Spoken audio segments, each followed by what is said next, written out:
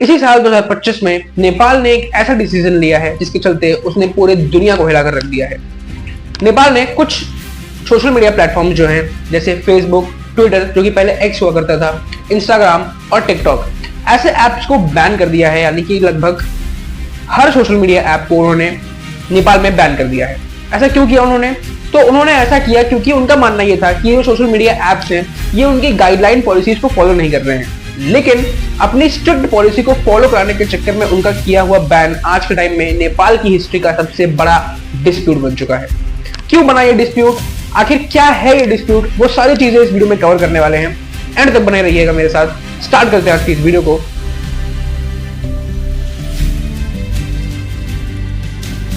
Hello everyone, myself Divyansh Shrivastava. Let's start. कहानी शुरू होती है, नेपाल की गवर्नमेंट जो थी उसने जितने भी सोशल मीडिया प्लेटफॉर्म्स हैं जैसे इंस्टाग्राम हो गया, एक्स हो गया, फेसबुक, ट्विटर, इन सब पर ओवरनाइट बैन लगा दिया। क्यों ये बैन लगाया गया? तो उसका बहुत सिंपल सा रीजन था। नेपाल की गवर्नमेंट का ये मानना था कि जो ये सारे ऐप्स हैं इनसे मिस इन्फॉर्मेशन क्रिएट हो रही है, इनसे मिस इन्फॉर्मेशन स्प्रेड की जा रही है, जिसके चलते जो नेपाल की गवर्नमेंट है वो स्टेबिलिटी के साथ रन नहीं कर पा रही है। इन्हीं सारी चीजों के चलते उन्होंने इन ऐप्स को बैन किया। लेकिन असली कहानी अब शुरू होती है। जैसे ही उन्होंने इन सारे ऐप्स को बैन किया, नेपाल की जो जेनजी जनरेशन है यानी कि जो यूथ है वो भड़क उठा। क्यों? क्योंकि उनके लिए ये जो सोशल मीडिया प्लेटफॉर्म्स है ये सिर्फ एक एंटरटेनमेंट का जरिया नहीं है।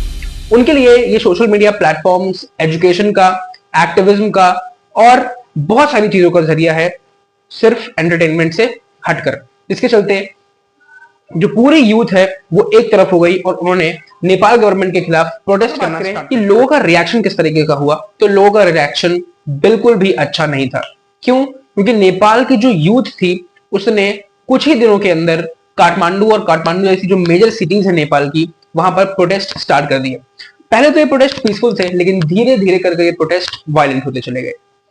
उनका ये मानना था कि साइबर सिक्योरिटी के आड़ में नेपाली गवर्नमेंट जो है उसने इन ऐप्स को बैन किया है ताकि जो वो करप्शन करते हैं उसकी इंफॉर्मेशन लोगों तक ना पहुंच सके। क्योंकि नेपाली जो यूथ है उनका ये मानना था कि ये सोशल मीडिया प्लेटफॉर्म जो थे वो एक मात्र जरिया थे जिसके थ्रू उनको जो गवर्नमेंट के करप्शन हैं, जो गवर्नमेंट करप्शन करती है उसके बारे में इनको बात करें तो ये वायलेंस, ये प्रोटेस्ट जो था ये धीरे धीरे करके वायलेंट के साइड पे होता चला गया। ये धीरे धीरे करके वायलेंस की तरफ बढ़ गया।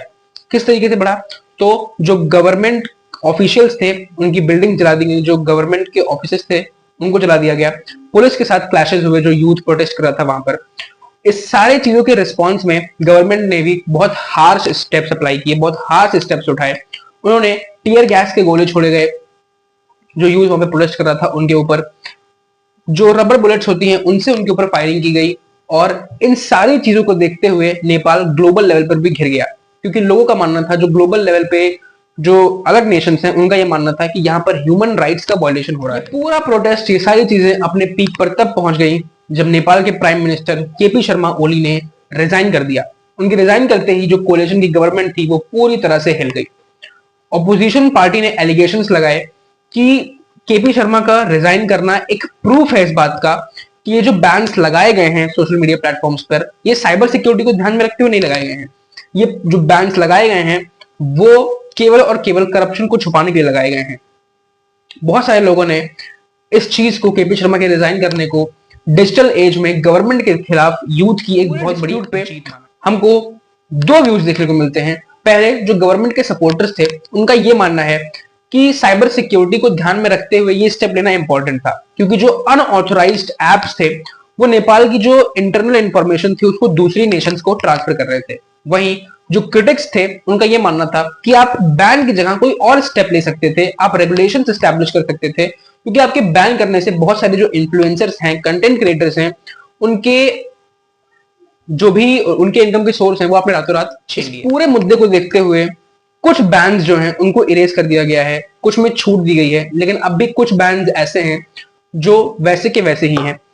उन सारी चीजों को टैकल करने के लिए एक कमिटी फॉर्म की गई है, जिस कमिटी का ये काम है कि वो एक रिपोर्ट बनाएगी जिसमें वो ये पूरी तरीके से डिस्कस करेगी कि किसकी गलती है, कौन सही है, कौन गलत और क्या स्टेप्स आगे लिए जाने चाहिए।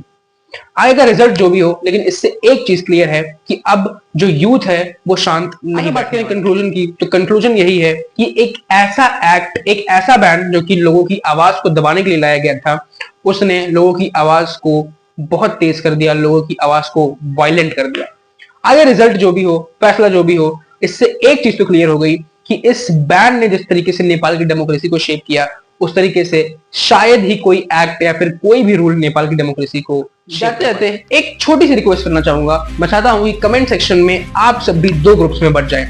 एक वो ग्रुप जो इस बैन को सपोर्ट कर रहा हो, इस बैन के सपोर्ट में चीजें बोल रहा हो, और दूसरा ग्रुप जो यूथ के साथ हो, यूथ के सपोर्ट में चीजें बोल रहा हूं। मैं चाहता हूं कि कमेंट सेक्शन में लड़ाई देंगे सब हो जाने चाहिए।